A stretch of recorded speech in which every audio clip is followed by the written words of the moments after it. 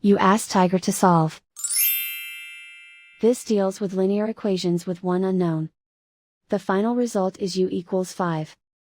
Let's solve it step by step. Simplify the expression. Group like terms. Simplify the arithmetic. Swap sides.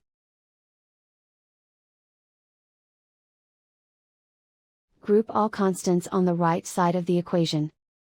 Subtract 6 from both sides. Simplify the arithmetic.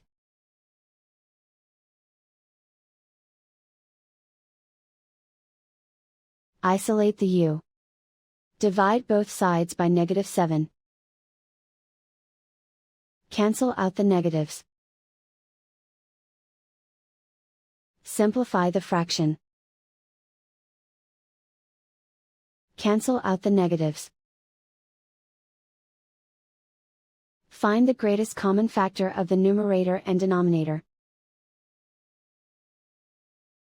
Factor out and cancel the greatest common factor. And so the final result is u equals 5.